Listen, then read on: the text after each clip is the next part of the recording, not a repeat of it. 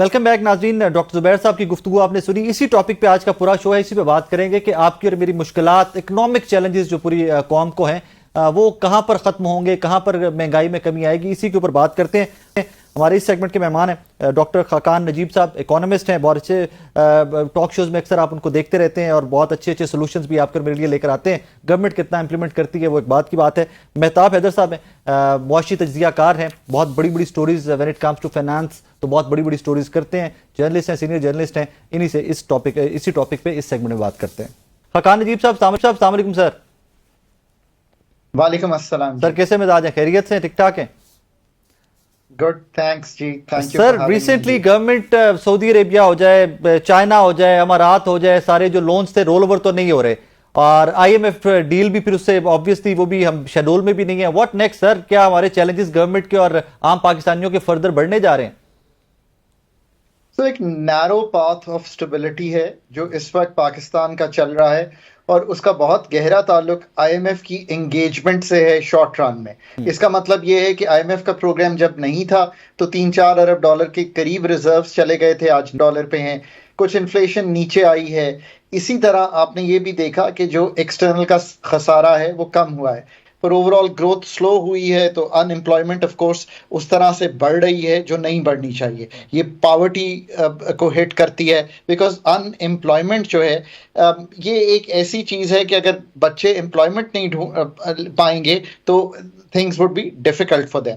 That is where the economy stands. इसको कहते हैं एक मैक्रो स्टेबिलिटी सी है। आईएमएफ का ही नैरो पाथ है जिसमें रहना है, उसके बगैर it is not prudent to run Pakistan. अब हम आईएमएफ के पास जाते ही क्यों है? एक्सटर्नल का खसारा होता है।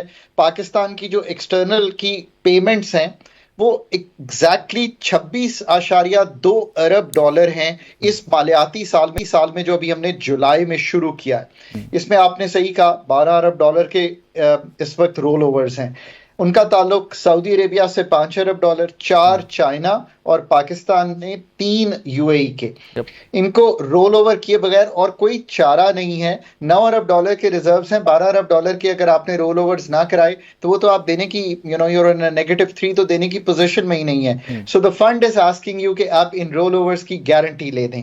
अब आई एम रियली होपिंग कि पाकिस्तान की गवर्नमेंट, पाकिस्तान अथॉरिटीज जो है वो ये कन्विंस कर पाई होंगी कि ये एक लेटर ऑफ कंफर्ट जो है वो एग्जीक्यूटिव डायरेक्टर्स जो उनको रिप्रेजेंट करते हैं बोर्ड पे। तो समझिए, जो सऊदी अरेबिया का एग्जीक्यूटिव डायरेक्टर है उसने जाकर वहां पर कहना है बोर्ड में कि मैं एश्योर करता हूं इस बात को कि सऊदी गवर्नमेंट इसको 1 साल के लिए मौखर कर देगी। आई डोंट थिंक कि इसमें भी कोई दो आ रहा है कि कोई और हमारे पास तरीका है। अब दूसरी बात जो नई खड़ी हो गई है, जो I think is more difficult to do, इसके 2 अरब डॉलर के वो कह रहे हैं आप नए इंतजामात करें। उसके लिए 2 तरीके हैं, या तो हम सऊदी अरेबिया से पैसे मांग लें। हमने कहा था कि हम सऊदी अरेबिया से पैसे नहीं मांगेंगे और ट्रेड की बजाय हम इन्वेस्टमेंट प्रोपोजिशंस लेके जाएंगे। उससे निकलने का तरीका ये है कि आईटीएफसी, ये एक ट्रेड फाइनेंस फैसिलिटी है जो इस्लामिक डेवलपमेंट बैंक के अंडर मिलती है। वो $100 मिलियन की अगर हम माहाना ले लें तो 12 माह का मतलब होगा $1.2 बिलियन। 800 मिलियन डॉलर फिर भी हमें कर्ज कमर्शियल से लेना पड़ेगा। सो अगेन ये भी एक बहुत नैरो पाथ है ऑफ स्टेबिलिटी का कि ये सब काम हम कर पाए। मुझे उम्मीद ये थी कि जब जुलाई में एक्चुअली पाकिस्तान ने आईएमएफ का एग्रीमेंट किया है स्टाफ लेवल का, तब ये इश्यूज क्लोज हो गए होते, या अगले उसके 1 माह में क्लोज हो गए होते। I think it's taking more time than required, which gives uncertainty। 9 सितंबर तक पाकिस्तान अभी तक तो बोर्ड में इसलिए नहीं है कि लेटर ऑफ इंटेंट नहीं गया। लेटर ऑफ इंटेंट वो इंटेंट है जो पाकिस्तान की अथॉरिटीज शो करती हैं कि everything is in order, everything is complete, please move the board. So वो नहीं गया। दूसरी बात जो इस वक्त एक अनकंफर्टेबल है, जो आई थिंक बहुत लोग शायद नहीं देख पाए होंगे, 100 अरब रुपए का तकरीबन एक शॉर्टफॉल एफपीआर के अगस्त के रेवेन्यूज में आ गया है। This is not a good scenario, क्योंकि आपका वो फाइनेंशियल क्वार्टर भी तो कंप्लीट होने वाला है, और अगर हम डिले करते हैं आईएमएफ के सामने जाने में और ये इस स्केड्यूल में हम नहीं आते तो ये फर्स्ट फाइनेंशियल क्वार्टर भी प्रॉब्लम बन जाएगा, एक चैलेंज बन जाएगा। तो अगर सितंबर, जिसमें अब हमें मेरा ख्याल है 1200 अरब चाहिए टू मेक द 2600 अरब जो हमने इस वक्त रखा हुआ है फॉर द क्वार्टर, जैसे आप सही फरमा रहे हैं, आई think that looks little difficult. शुरू ही 38% पाकिस्तान ने जब अथॉरिटीज ने कंफर्म किया फंड को कि हम 38% ग्रो करेंगे, मानी 9,400 से 13,000 के करीब चले जाएंगे, I think that was not a very realistic assumption on part of the fund as well. Pakistan की स्लोइंग इकोनॉमी में इतना बड़ा ग्रोथ का हुजम, जबकि इन्फ्लेशन 12% और ग्रोथ 3%, यानी कि 15% ग्रोथ आ रही हो, नॉमिनल ग्रोथ जिसको हम कहते हैं। सो 1800 अरब के नए टैक्सेस लगाकर भी आई थिंक ये मेक करना मुश्किल था। मैंने तब भी कहा था, मैं आपको एक बात बताऊं, मैंने तब भी एक अप्रोच पेपर लिखते हुए ये कहा था कि अप्रोच कीजिए कि आप अपने करंट एक्सपेंडिचर जो 24% बढ़ाने जा रहे हैं ना बढ़ाइए। फिर हमने ऑलमोस्ट डबल कर दिया अपना 100% यानी कि 112% एक्चुअली। 700-750 का पीएसडीपी था, हमने 1400 दे दिया। मैंने तब भी कहा था कि ये अनरियलिस्टिक है। अब उसको काट दिया गया है, अब हम 1100 के करीब आ गए हैं उस पीएसडीपी में भी। I think it is possible कि हमें और भी इसको कम करना पड़ेगा, बिकॉज जो रियलिस्टिक एस्टिमेट्स होने चाहिए थे इसके, वो मेरे ख्याल में 800-900 डॉक्टर साहब जरा आसान करके अपने व्यूअर्स को जरा बताते हैं कि कोई रिलीफ या कोई आसानी को नजर आ रही है मेरे जैसों के लिए, पाकिस्तानियों के लिए? देखिए, आसानी सिर्फ तब पैदा हो सकती है कि जो चैलेंज का लेवल है ना, हम रिस्पांस उतना ही बढ़ा दें। इट इज नॉट कि any government doesn't want to give that response, but वो रिस्पांस देने के लिए मसला कहाँ आ रहा है? मसला यहाँ आ रहा है कि आपको एक बहुत डिसीजन मेकिंग। डॉक्टर साहब इसके ऊपर थोड़ा सा डिटेल में बात करते हैं। मेहताब साहब ने हमें ज्वाइन किया, मैं जरा उनको भी एंगेज कर लूं। मेहताब साहब अस्सलाम वालेकुम सर। जी वालेकुम अस्सलाम। कैसे मिजाज है सर, खैरियत से? अल्लाह पाक की मेहरबानी। सर बड़ी एक्सपेक्टेशंस थी कि हुकूमत के दावे भी बड़े लंबे चौड़े थे कि कुछ रिलीफ मिलेगा, थोड़ा सा टाइम दें, लेकिन हम तो अभी भी आईएमएफ की डील्स में ही फंसे हुए हैं, और अगर फंसे रहे तो फिर मिनी बजट भी आएगा, महंगाई मजीद बढ़ेगी। व्हाट डू यू से ऑन दैट? क्या खबरें हैं सर आपके पास? जी बिस्मिल्लाहिर्रहमानिर्रहीम। देखिए, बुनियादी तौर पे मैं डॉक्टर खाकान नजीब साहब की गुफ्तगू सुन रहा था जी।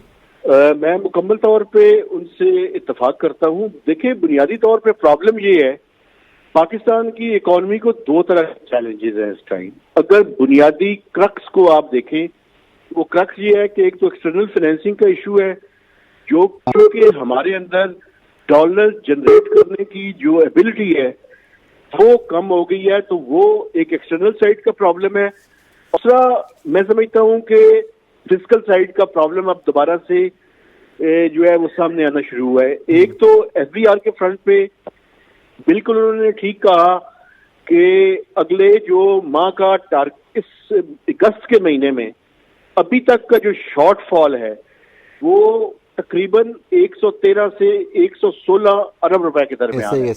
तो ये बहुत बड़ा शॉर्टफॉल है, और अभी सितंबर का टारगेट रहता है, और इंटरनल असेसमेंट जो है वो ये है कि ये बड़ा मुश्किल होगा एफबीआर के लिए कि वो 2,652 अरब रुपए डिस्प्ले करे। लेकिन इसके अलावा एक तीसरा बड़ा चैलेंज भी है, और वो है पाकिस्तान का पावर सेक्टर।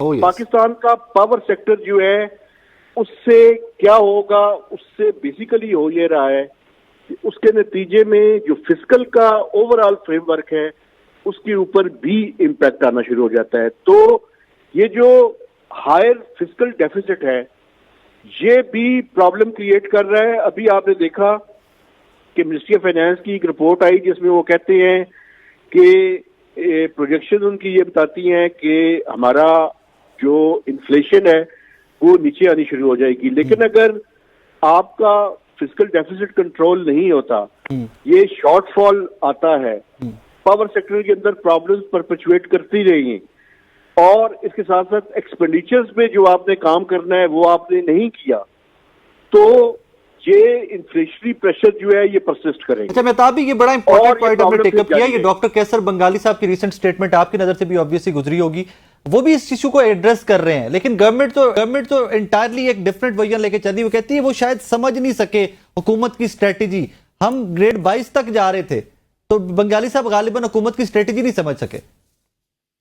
देखिए, बुनियादी तौर पे स्ट्रेटेजी तो जब सामने आएगी तो उस पर बात होगी ना। अभी तो जो चीजें सामने आ रही हैं वो यही है कि आप जो है वो पेंशन के बारे में एक सर्कुलेट कर रही हैं कुछ चीजें, आप उसके बारे में बात कर रहे हैं। आप दूसरी तरफ पीएसडीपी को जो है वो रैशनलाइज करने की बात कर रहे हैं। आप मिनिस्ट्रीज को और डिपार्टमेंट्स को खत्म करने की बात कर रहे हैं, लेकिन आप ये नहीं बता रहे कि वो जो वहां पे काम करने वाले लोग हैं उनका आपने क्या करना है। अगर आपने उनको बाकी जगहों पे खपा देना है तो मुझे ये बताएं कि सारे जो एक्सरसाइज है इसका फायदा क्या होगा। ये वो सवालात हैं कि जो हुकूमत को अपनी जो भी स्ट्रेटजी है वो सामने लेकर आए, फिर उसके बारे में जो है वो ज्यादा बात हो सकती है। लेकिन एक बात मैं कर लूं जी, अगर हम डेवलपमेंट बजट को इस टाइम हिलाएंगे तो IMF का एक पूरा मैक्रो इकोनॉमिक फ्रेमवर्क है वो भी हिलेगा। तो ये इतना आसान नहीं है। हम IMF के प्रोग्राम के अंदर हैं, वो करने की कोशिश कर रहे हैं। अगर ये सितंबर तक प्रोग्राम डिले होता है, जो कि पोटेंशियल है अगले 8-10 दिन में, अगर LOI फाइनल ना हुआ तो ये सितंबर में नहीं होगा। सितंबर में ना हुआ तो सितंबर का जो फिस्कल का डेटा सामने आएगा, 3 months का जो बजट डेफिसिट भी है और FBR का रेवेन्यू शॉर्टफॉल भी है, और एक्सपेंडिचर साइड पे अगर हमने काम ना किया तो एक्सटर्नल फाइनेंसिंग ही नहीं, ये मेजर इश्यूज जो है वो क्रिएट हो सकते हैं। चलिए, मेरे साथ ही रहिए मेहताब साहब, खाकान साहब मेरे साथ। ब्रेक मुझे लेना है नाज़रीन, यहाँ पे एक छोटा सा ब्रेक के बाद वापस आएंगे। तो ये जो ले ऑफ का एक दिन स्टार्ट हुआ है, फलाना महकमा बंद कर दे, फलानी वजारत बंद कर दे, फलां को ले ऑफ कर दे, उससे क्या हासिल वसूल होगा, इस पर थोड़ी सी डिटेल में बात करते हैं। रीजन कि आप मिनिस्ट्रीज बंद कर रहे हैं, महकमे बंद कर रहे हैं, तो इन मुलाजमीन का क्या करेंगे। और फिर एक बड़ा सवाल ये कि एक बहस ये भी है कि जनाब करप्शन बड़ी होती थी, फलां डिपार्टमेंट में ये बड़ा होता था, फलां के ऊपर एलिगेशन थे, तो अगर यही मुलाजमीन दूसरे डिपार्टमेंट में जाएंगे देन व्हाट। इनके इन सवालों का जवाब भी जरा ढूंढने की कोशिश करते हैं। एक छोटा सा ब्रेक, मेरे साथ रहिएगा।